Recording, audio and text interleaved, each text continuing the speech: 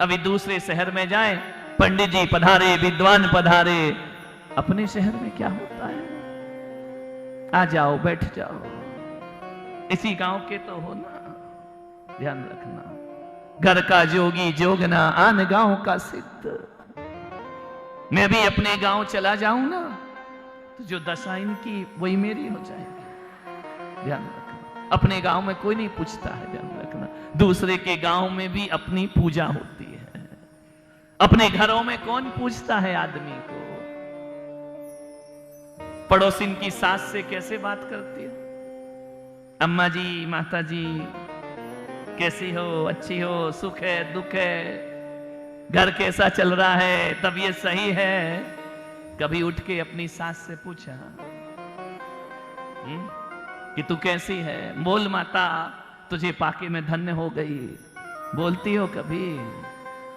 एक बार बोलना। सासुएं इतनी खुश हो रही हैं कि महाराज ये कथा बहुत अच्छी है, ये वाली तो छोड़ो, हमारी यही कथा सुना दो। कभी सोचा है, कभी बोला है ऐसे मीठे मधुर वचन? नहीं, सासुएं ज्यादा खुश मत हो। तुमने कौन सा बहू को बेटी बना के गले लगाया है? गर्मी की छुट्टी में बेटी आती है तो व्यवहार बदल जाते हैं, ध्यान रखना। ये जीवन की कथाएं हैं हमारे।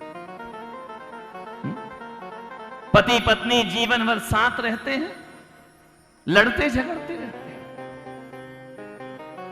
अभी भी कई झगड़ के आई होंगी, थोड़ा बहुत झगड़ा हो ही जाता है। नाश्ते पे हो जाएगा, भोजन पे हो जाएगा, चाय पे हो जाए, झगड़ा हो जाएगा।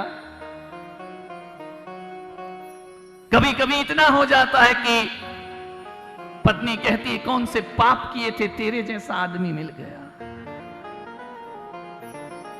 पति कहता है मैंने कौन से पुण्य किए थे जो तू मिल गई। ध्यान रखना है, ये संसार की कथा है। लेकिन मालूम है, ये भी जानते हैं कि लड़ेंगे झगड़ेंगे साथ रहेंगे। तलाक की धमकियां होती हैं, तलाक होती नहीं है। हम छोड़ देंगे, हम पीहर चले जाएंगे। पति भी जानता है जब पीहर में ही रहना था तो मेरे से शादी काहे को करी थी, लौट के आएगी तो यहीं वापिस, ध्यान रखना, कहां जाएगी। लेकिन एक बात ध्यान रखना, आपसे निवेदन कर रहा हूं, ये कथा अभी देखना, ऋषभदेव का चरित्र कल से जो विस्तृत होगा। कभी एक बार अपनी पत्नी को बोलते हो कि तू मेरे जीवन में बहुत आवश्यक है। कभी पत्नी ने बोला कि तुम्हारे बिन मैं अधूरी हूं। हाँ, बोलते हैं जब नई नई शादी होती। विचार करिए, जबकि हकीकत है कि तुम अधूरे हो, जानते हो कि हमारा जीवन उनके बिना व्यर्थ है। लेकिन एक बात बताओ ऋषभदेव वालों, कि जब सब कुछ जानते हो तो उसे जुबान पे क्यों नहीं लाते हो? लेकर के आओ। रोज सुबह उठकर शाम को सोने से पहले, तुम्हारे बिन मैं अधूरा हूं, मेरे बिन तुम अधूरे हो, कभी बोल करके देखना। एक दो दिन शर्म आएगी, अच्छी बातें बोलने में बहुत शर्म आती है। पति भी ऐसे ही होगा ऋषभदेव का, चल चल सो जा चुपचाप, ज्यादा ड्रामेबाजी मत कर, बोल तुझे क्या चाहिए। मीठा बोलो तो ये समझते हैं कोई डिमांड है। इस डर से और महिलाएं मीठा बोलना बंद कर देती हैं। कभी एक दूसरे से बोलो, कभी पुत्र पिता से बोलता है कि आपका बड़ा उपकार है मेरे ऊपर, आप ना होते तो मैं इस जगत में ना होता, आप ना होते तो जहां पर आज मैं हूं मैं वहां नहीं कहीं और होता। कोई पुत्र बोलता है। कभी बूढ़े माता पिता से जाके बोलो कि ये मत बोलो अपनी सासू को कि तुमने हमको क्या दिया है, सोना दिया, चांदी दिया, रुपया दिया, मकान दिया, जिंदगी भर सास से यही मांगते रहते हो। सास से बोलना कुछ दिया या नहीं दिया, तूने मेरे जीवन का आधार मुझे प्रदान किया, इससे बड़ा दान और क्या होगा। तूने मुझे जीवन साथी दिया है, तूने मुझे अपने कलेजे का टुकड़ा प्रदान किया है।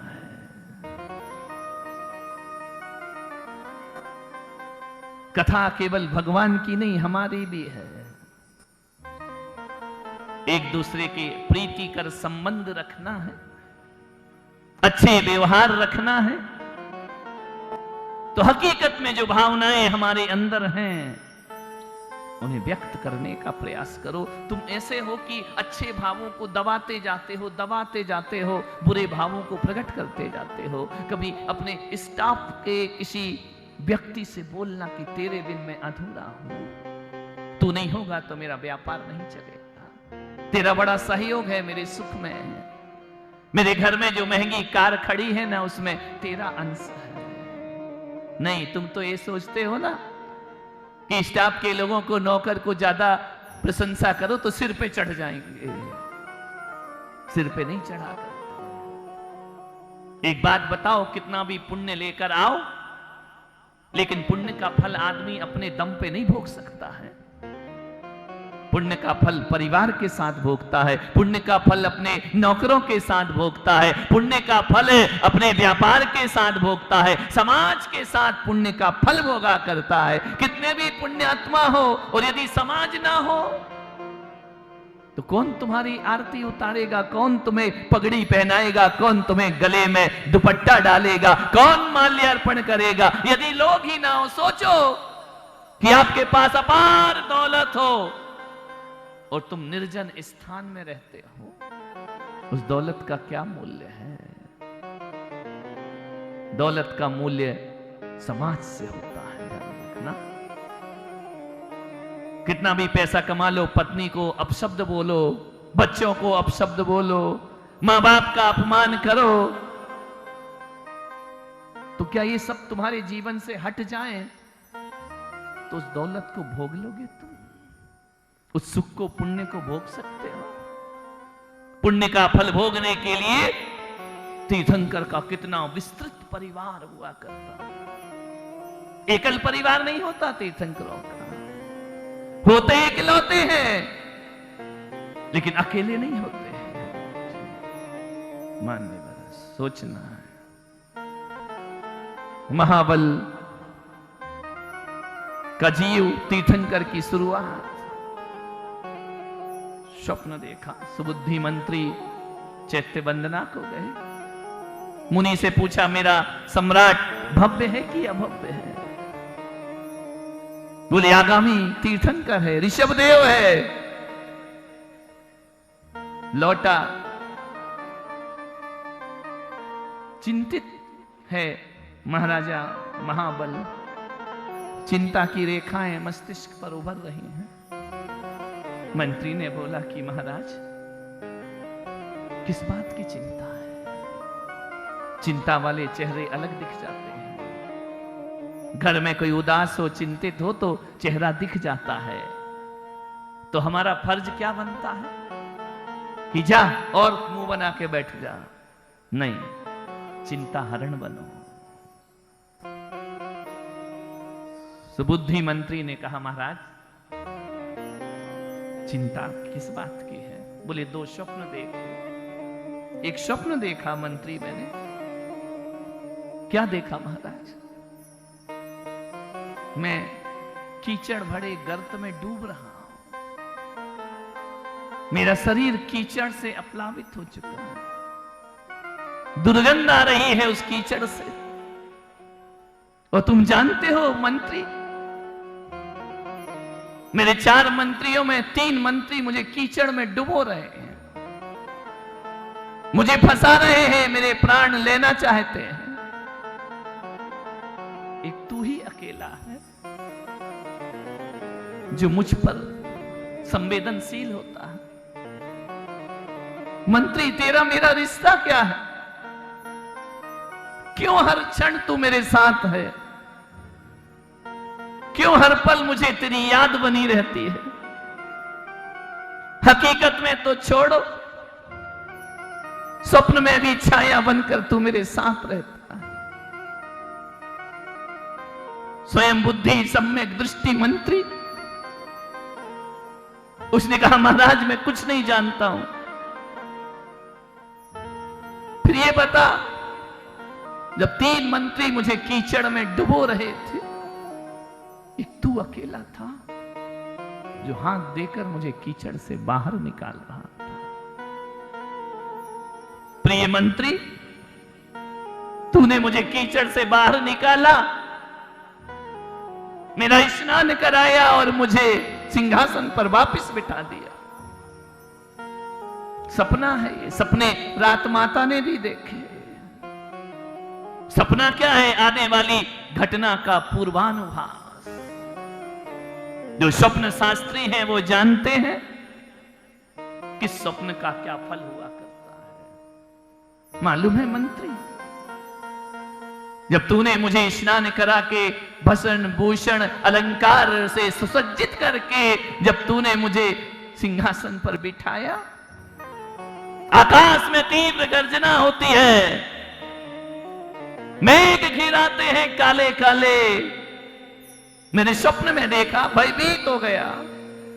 बिजली चमकती है, चमकती ही बिजली गिर जाती है। स्वयं बुद्ध मंत्री, मुझे बता मेरे स्वप्न का फल क्या हो।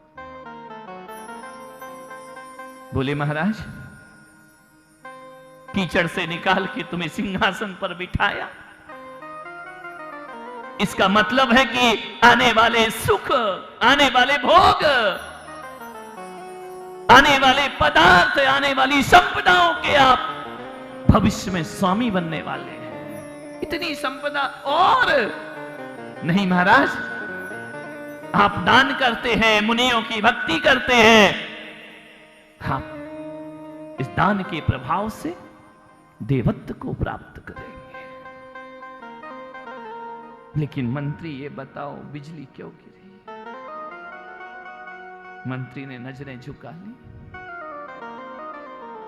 बोलो, घबराओ नहीं, तुम मेरे परम मित्र हो, तुम्हारे जैसा मित्र नहीं इस जगत में। आदि पुराण पढ़ा है? नहीं पढ़ा है। पंचकल्याणक का नाच गाना देखा है बस। पढ़ो उस पुराण को, जिनसेन स्वामी का ये कथन है। मंत्री ने नजरें झुकाई, कहा क्षमा करे महाराज, आपकी आयु 1 माह शेष बची। 1 माह का जीवन, ये संपदा कौन सी? बोले आने वाले भव में आपको प्राप्त होगी। लेकिन सिंहासन पर बिठाने के बाद यदि बिजली गिरी है, आपका जीवन खत्म हो रहा है। जीवन खत्म? तो एक बात और बता मंत्री, मुझे क्या करना चाहिए?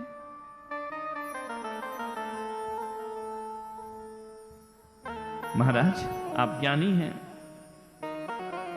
1 माह में जब संपदा छूटना ही है, मृत्यु छुड़ाए उससे पहले आपको छोड़ देना चाहिए। जैसे कोई सांप पुरानी कैचली को छोड़ देता है। इसमें विषाद मत करो, इसमें पीड़ा मत करो, इसमें दुखी मत हो, इससे संतप्त नहीं होना महाराज। छोड़ना, लेकिन ऐसे छोड़ना कि कैचली छोड़ने के बाद सांप जैसे नवीन रूप धारण करता है, आनंद में जीता है। ऐसे छोड़ दो विषय भोगों को महाराज, छोड़ दो। इतना विराट वैभव राज संपदा महाराज, 1 माह बाद तो छूटेगा ही छूटेगा। सच कहते हो मंत्री, मैं ऐसा ही करूंगा। मालूम है, जब सत्पुरुषों को उपदेश दो तो सत्पुरुष उपदेश ग्रहण करते हैं, दुष्टों को उपदेश दो, दुष्ट उपदेश ग्रहण नहीं करते हैं। उनको अच्छी बात बोलो तो बुरी लगती है, उनको सत्य का मार्ग दिखाओ तो गलत लगता है, कोई धर्म की बात करे तो उन्हें सुहाता नहीं है। मरने के बाद सब कहते हैं ये शांत हो गया। जीते जी कोई कह दे शांत हो गया तो तुम्हें बुरा लगता है। महाराज महाबल ने तुरंत राज्य पाठ छोड़ा और सत्य की खोज में निकल गए। अब नहीं रहना इस संसार में, जाना ही है तो छोड़ो। ऋषभदेव वासियों, तुम्हारे पास ऐसा मंत्री है क्या जो तुम्हें कहे कि महीने भर में चले जाओगे? है क्या कोई मंत्री? भूपेंद्र जी, प्रदीप जी महामंत्री तुम्हारी आयु बताएंगे कि हे भूपेंद्र जी अब तुम्हारा समय हो गया है। कौन बताएगा? सेठ जी कोई बताएगा? मैं यहां रहूंगा नहीं, बताएगा कौन? वो जब बताएगा नहीं तो तरोगे कैसे? कल्याण कैसे होगा?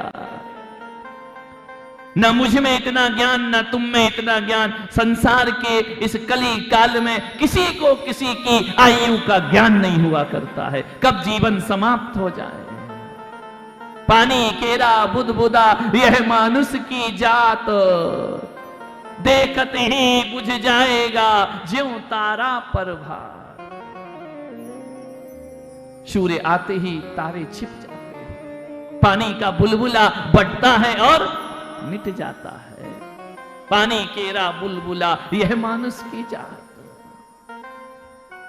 कितना भी कुछ कर लो, चढ़ता सूरज धीरे धीरे ढलता है, लेकिन ढलते सूरज में भी ऐसा लगता है कि जैसे पश्चिम से हम लौटकर फिर पूरब में आ गए हों। ध्यान रखना, अभी भी दिल कहता है अभी तो मैं जवान हूं।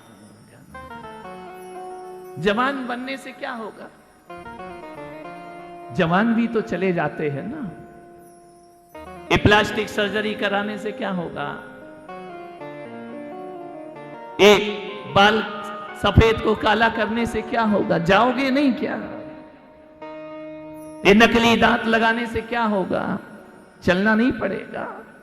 दांत वाले भी चले जाते हैं, बिना दांत के भी चले जाते हैं, सफेद बाल वाले भी चले जाते हैं और काले बाल वाले भी चले जाते हैं। जाना तो है ना।